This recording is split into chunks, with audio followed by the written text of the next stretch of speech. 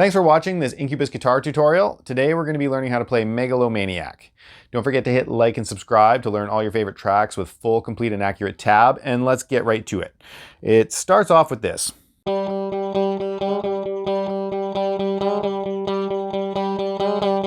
Okay, we have a little one-bar repeating phrase to start the track off with. And it's pretty simple to pull off because we don't even have to move our fingers. I like to use my second finger for this.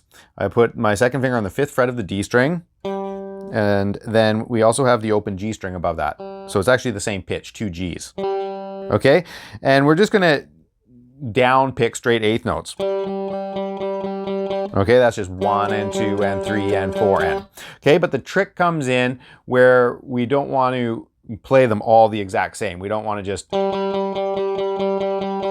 right? We have to accent some and lay back on others. So to start with, I would say accent the downbeat of 1 and then the end of 2 and 3, and that should get you in the ballpark. So if you kind of came up with this figure, 1 and 2 and 3 and 4 and, okay? That'll kind of get you into the ballpark there with the rhythmic pattern that's kind of going on. And then what we want to do is just bend the string slightly on the end of 3. So it's like this, 1 and 2 and 3 and 4 and. So there's just a quick little bend there on the end of 3.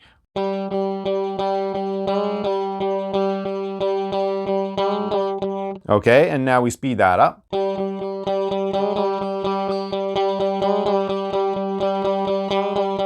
Okay, and we just play that 4 times. The 4th time though, we have to slide down. We're going to slide from the 5th fret down to the 3rd fret just to prepare for the next riff. So that 4th time around is going to look like this. And then we're going to get into the next riff. So let me just play that whole opening 4 measures for you nice and slow.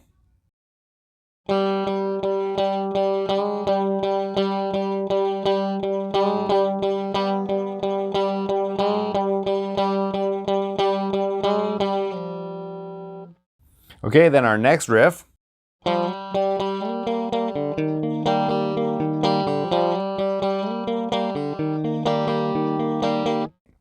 So we have a repeating riff. This time it's 2 measures that repeats 4 times.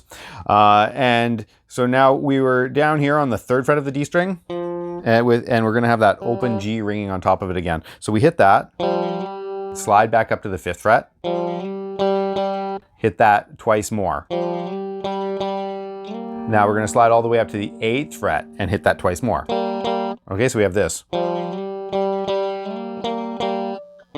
Hit an open D string, and then we get to this chord. Okay, so we're kind of doing a combination of arpeggiating and strumming. So we're going to fret the 6th fret of the A string with our 1st finger, and the 8th fret of the D string with our 3rd finger. So it's kind of just a basic power chord there. And then we're going to have the open G string ringing, along with putting our pinky on the 8th fret of the B string. So it's an E flat chord, but it's an interesting way of voicing it. And Mike Einziger is pretty famous for having interesting voicings. Okay, so that's the chord. And the rhythm or the strum pattern for that chord in this measure is going to be the A string, the D string, and then we strum the D, G, and B strings all together twice. Come down back and just hit the D string. Okay, so far we have this. And then we're going to hit the A string again. All 3 of them. That being the D, G, and B strings. And then the open D again. Okay, so we have this. Okay, and that open D string lets us hop back down to repeat the whole thing. Okay, so nice and slow, those 2 measures.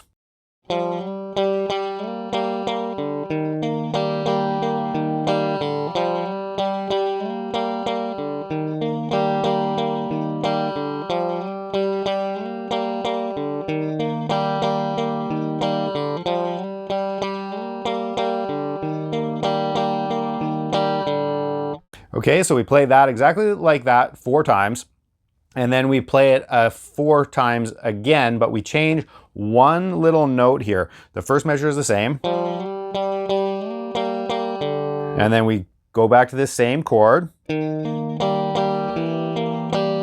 Okay, so we're just sneaking our first finger up 1/2 step halfway through that measure. So we start off the same, where we go, we've got our E flat chord, and we go the A string, D string, 2 strums on the D, G, and B. And then that's where we move our first finger up to the 7th fret of the A string and just hit that. So now the D string, strum the D, G, and B together, and then an open D again to repeat the whole thing. And we play that, well, 4 times. The 4th time there's a difference just to get into the main big riff, which is the chorus riff. But let me just play this 4 times around and we'll talk about that little bit of a difference.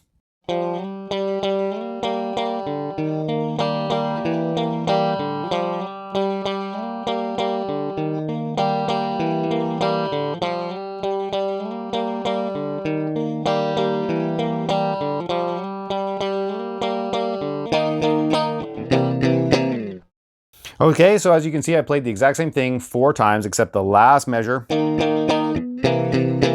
we change it up to actually be part of the chorus riff, and then the main distortion kicks in and away we go with that riff. But what we want to do, start that riff the 4th time the same, but we just go to an E flat power chord. So we've got the 6th fret on A and 8 and 8 on D and G, okay? So we're gonna hit that 3 times. And you can hit some open strings like the low E and A open. And they go by so fast that it's gonna sound good. And then our next chord is a C7. What we have is the 8th fret on the low string, the 7th fret on A, and the 8th fret on D. Okay? No, not a typical thing that you hear with distortion on it. And we hit that 3 times. And then we can hit some more open strings as we're gonna kick into our next riff. Okay, so that last rotation through that intro riff is gonna look like this.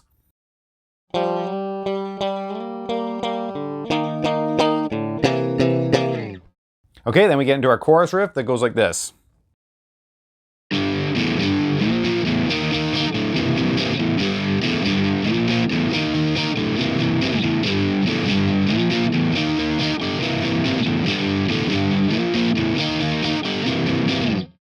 Okay, so as you can see, the distortion kicks on when the chorus comes in and we got a huge tone. And we start on this G power chord. So we're fretting a power chord on the 3rd fret of the low string. And Mike Einziger prefers to play these 3-string power chords, not just a 2-finger version. He's got the 3rd finger and the pinky on the 5th frets of the A and the D string. Okay, so fret your 3-string power chord. And we're going to hit that, and then we take our fingers off and just hit either the low string, or you can hit the 2 bottom ones open, doesn't really matter, and back onto that G power chord, right? And then we're going to slide up to the 6th fret and hit that twice. Okay, so we've got this. Now we're going to hit those bottom strings open again, and just move our fingers up 1 string set so that we're on the 5th, that we're going to be on the 6th fret of the 5th string as our root. So just move that power chord up 1 string. Okay, and we're going to hit that 3 times. Those 2 low open strings, move down to this C7 shape. So we've got the 8th fret on the low string, 7th fret on the A string, and 8th fret on the D string. Okay, so 8, 7, 8, and I use my 2nd finger, 1st finger, and 3rd finger to fret that. And we're going to hit that 3 times with those 2 low strings to get back down and repeat our riff. So that 2nd measure. Okay, so the whole riff together, that's our chorus riff. It just plays 4 times, just like that each time. So nice and slow. I'll play it through a couple of times. It goes like this.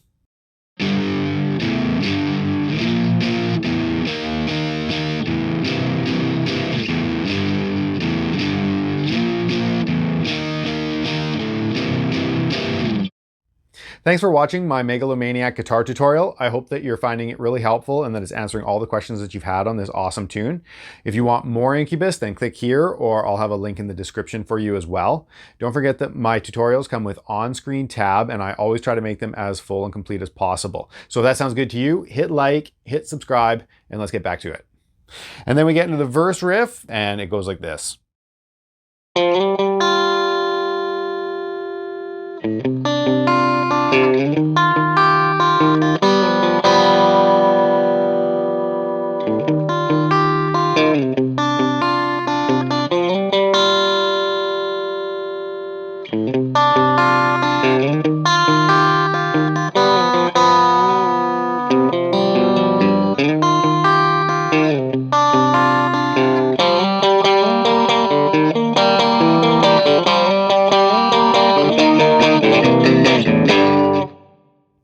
Okay, so we have a 16 measure verse, and as you'll see, it's really just an 8 measure chord progression that repeats, so it's not as hard to memorize as you might think. And we start off with this chord. Okay, and it's only 2 notes, so it's not really a chord, but it's a couple of notes that's outlining a chord. And I'm going to show you the way that Mike Einzinger plays these chords. He uses his second and his third finger. So second finger goes on the 5th fret of the D string, and third finger goes on the 6th fret of the B string. Okay, so we have those 2 notes, and he precedes that with a slide from the 3rd fret up to the 5th on that D string. So we slide from 3 to 5, repeat 5, and then play that 6th fret on the B string, so this.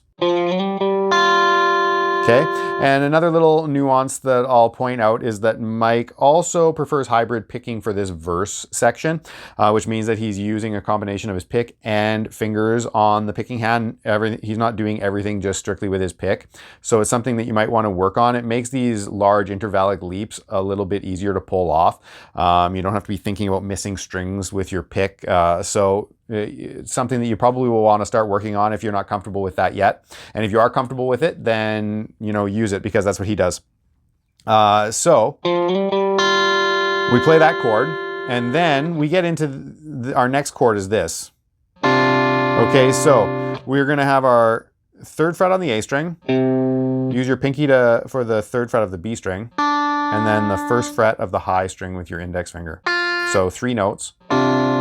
Sounds like that, okay? And now we just have to learn the pattern on this measure. It does this.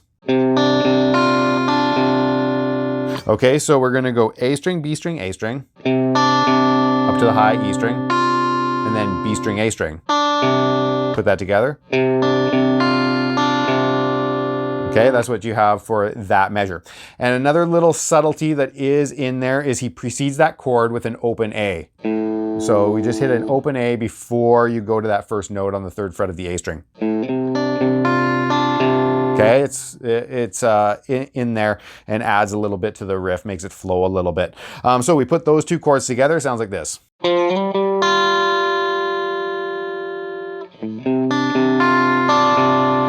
Okay, and then we're going to slide up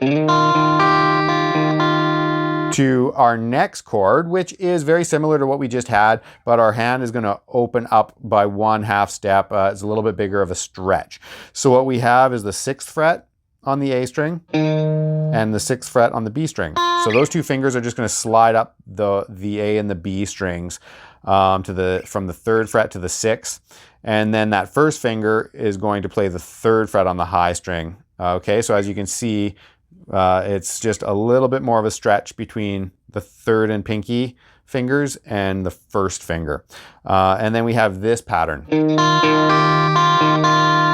Okay, so very similar to the pattern that we just had, but we're going to go A string, B string, A string, up to the high string, and then B string, A string, B string. Okay, put that together. Okay, so let's put all 3 of these chords together so far.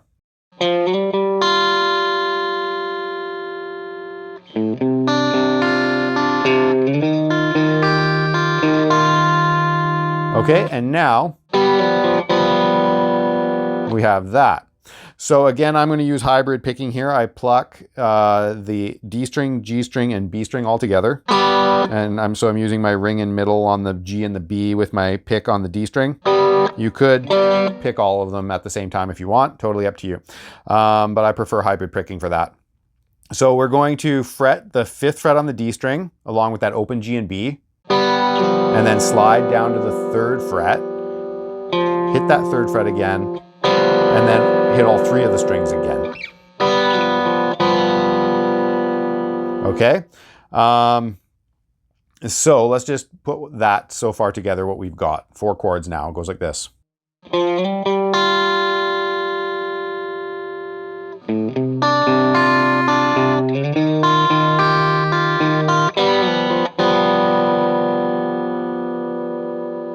Okay, and now we have this.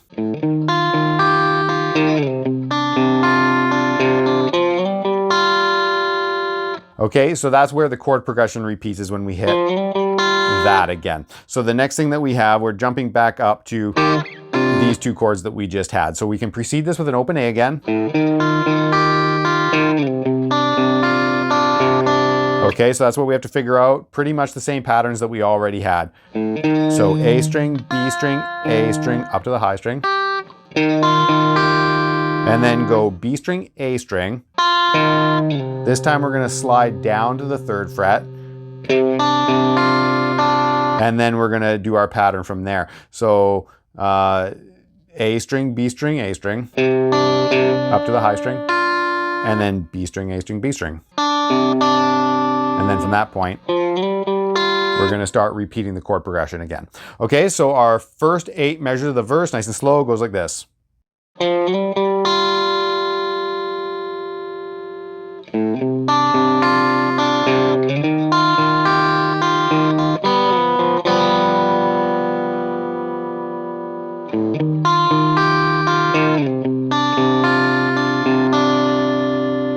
And then we get into where the chord progression repeats for the second half of the verse. So we play that chord again the same way we played it the first time around, and then the next 2 chords.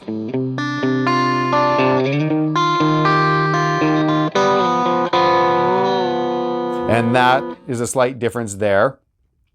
So the first time we just hit the D, G, and B strings together and let them ring. This time, we're just going to hit the D and the B string, and then just bend that D string slightly, just a half a step.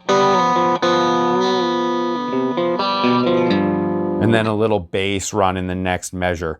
Okay, so that bass run is 3 and 3 on the A and the D string, open G, come down to the 2nd fret on the A string, and then the 3rd fret on the D again, down to the 3rd fret on the low string G. Okay, and it gets its funky little flavor because it starts on an off beat, right? 1 and 2 and 3 and 4. Okay, so that's how it gets, that's where it lays in the beat. So 1 and 2 and 3 and 4. Do that bend on the end of 3, releasing on 4. 1 and 2 and 3 and 4. 1 and 2 and 3 and 4. Okay, so that's how the timing goes there. That's probably the trickiest part of the verse to get that just right. Okay, and then the rest of the verse is pretty much the same as what we just learned. We're just going to tack those 2 chords in at the very end, and then we're into our pre-chorus. So those 2 chords, let's just go over that one more time here.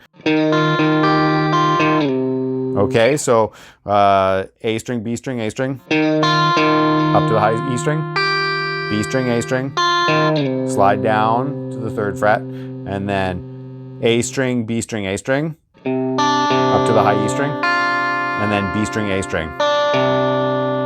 Okay, and that is our complete verse, and then we get into our pre-chorus riff. So I'll just do the whole verse riff nice and slow for you, and then we'll move on. Here we go.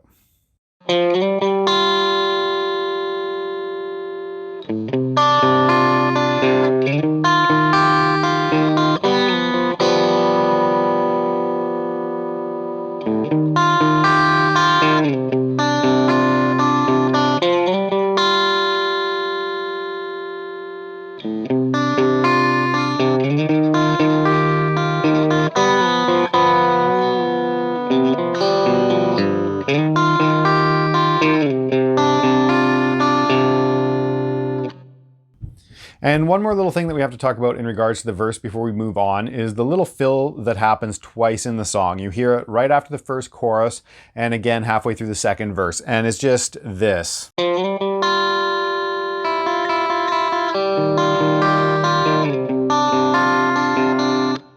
Okay, so like I said, you hear that twice in the song, and all that little fill is, it happens on that same chord each time. So you play that first chord like we learned, and then all that we're gonna do is just pick the open high E string with that fretted note on the 6th fret of the B string, and you just go back and forth 3 times.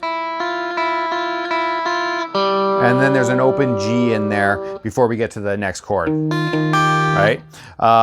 So yeah, that's all that is. Here it is again, nice and slow.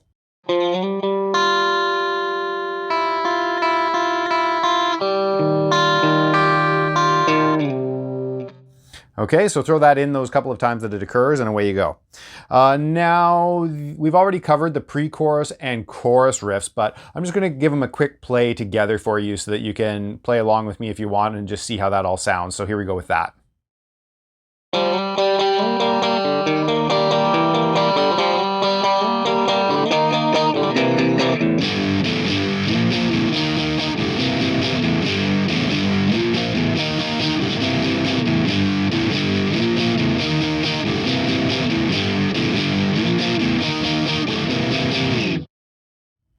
Okay, so there was the pre-chorus and chorus played together for you again. If you want those riffs broken down, just refer to the earlier chapters on those. Like I said, those were played in the intro of the song, so we've already covered that. Now, the next thing that we have to talk about is the whole bridge section of the song. So I'm going to give it a quick playthrough for you, and we'll break that right down.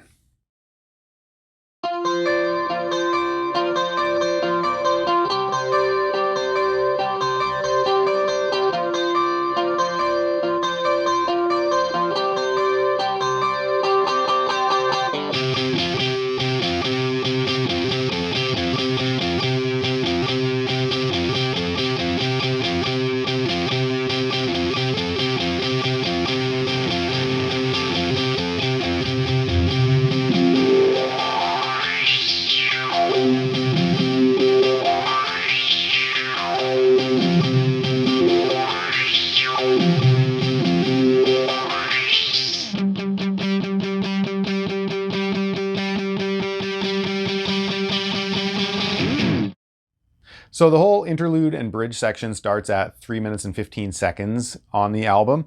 And on the album, Mike just has 8 bars of rest right at that 3 minutes and 15 seconds. And he comes in at about 3 minutes and 28 seconds with the next section of the song. Live, he does throw in some sound effects throughout those 8 measures that you hear.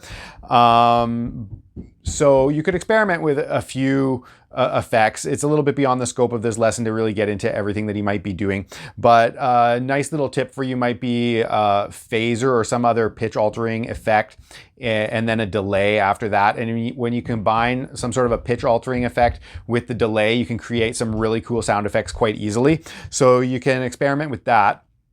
And then, yeah, when we get into the next little section of the song at 3 minutes and 28 seconds, that's where on the album you hear the guitar again, and we get into this. Right, that. So let's cover, that's really just 2 chords that we're going back and forth for, or with. So we're going to start off with this shape where our first finger bars the 10th fret on the 3 highest strings, and then we're going to put our pinky on the B string at the 13th fret. Okay? So now we're going to go up those strings 3 times.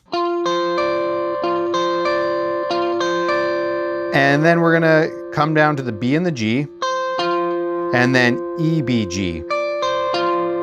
Okay, so it's a bit of a strange pattern because it actually goes over the bar line by 1/8 note.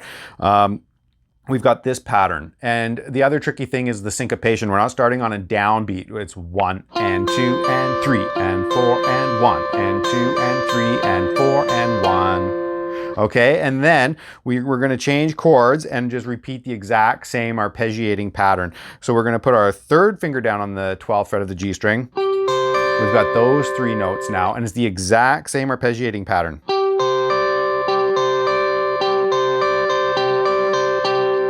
Okay, and then back to our first chord, lift that third finger.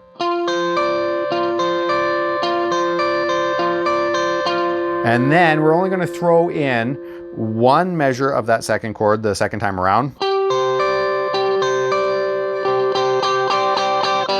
Okay, so you on that final measure, just start strumming straight down, eighth notes. Just use all down strums. And then just hit like an open D and an open G. That's he might have the open A snagged in there on the album. It's kind of hard to hear, but it doesn't really matter, right? It's just that effect of some open strings there. So that's the whole little section before we get into. Right, okay, so I'll play that little arpeggio thing really nice and slow for you. Here we go.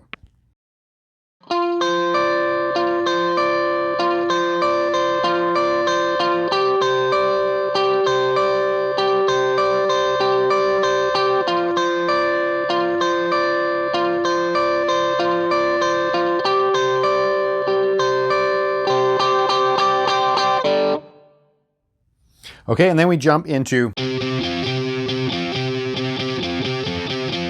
and it's pretty easy riff to pull off. We're not doing a lot of moving here at all. We're just coming down to fret a C power chord, 10th fret of the D string, and the 12th fret of the G string. And you'll want to do that with your fingers 1 and 3. And you're going to hit that twice, lift the third finger, and come to the bar D and G string at that 10th fret. So we're kind of bouncing back and forth between the power chord and the bar at the 10th fret. So 2 hits on the power chord, to the bar, and back to the power chord. And then we're going to go power chord, bar, power chord. Okay, put that together. Now this,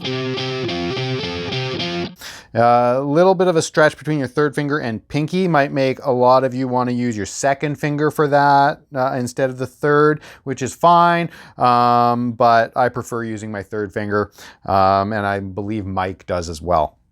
But to finish this off, you want to hit that power chord 2 more times, back to the bar, power chord, stick your pinky way out to the 14th fret of the G string, and then back to the power chord, back to the bar. Okay, and that just repeats quite a few times. I think it might be 8 times in total. And then starting at about the 4th time, he really starts, getting a little more energetic with it. And you also start hearing the barred 10th frets on the E and the B string start creeping in there too. Right, because he starts attacking a little bit more aggressively. You can hear those start creeping in, so it sounds a little bit more like this.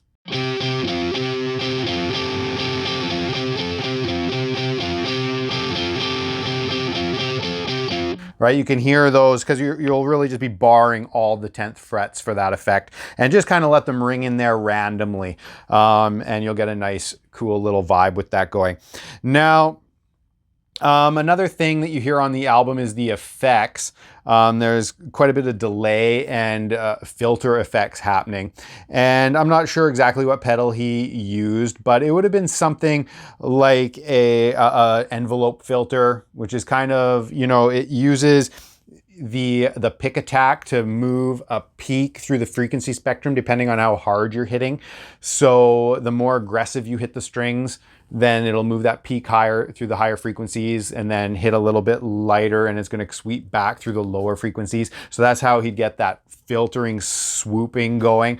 And on what you heard in the performance was actually me. I don't have an envelope filter effect. I actually recorded that into my DAW, and then I just used a filter effect after the fact just for illustration purposes. But if I was to play it live and I wanted to nail it, I would get myself an envelope filter or an auto-wah, something like that, right? So those are the effects that you're hearing on the album that you'll want to pick up if you really want to do that part justice. So I'll just play that riff really nice and slow for you a couple times, and then we'll just talk about the last little thing that you hear, which is very much similar to the very first thing that we heard in the whole song. So here we go.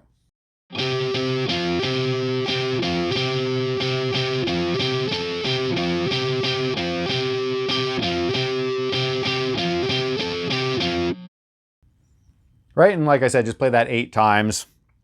And then after that, we get into this.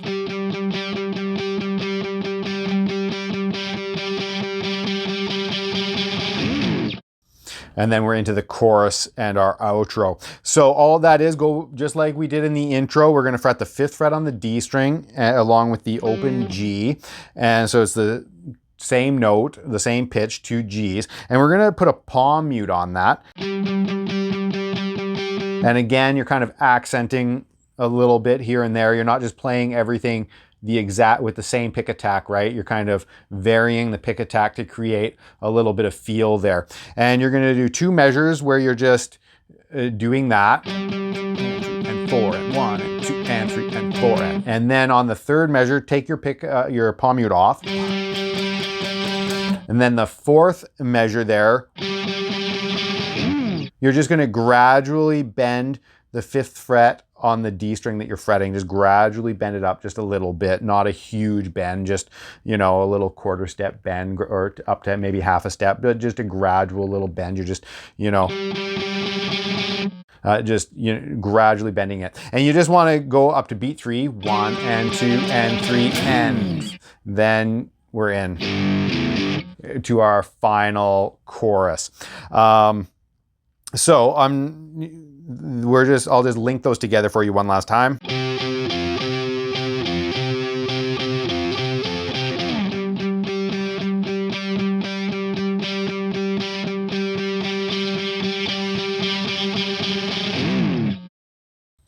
And there you go. Then we're just gonna we kick into the chorus riff again, and then that's it. That's the whole song. With the outro of the song is simply playing the chorus riff 8 times, and on the 8th time,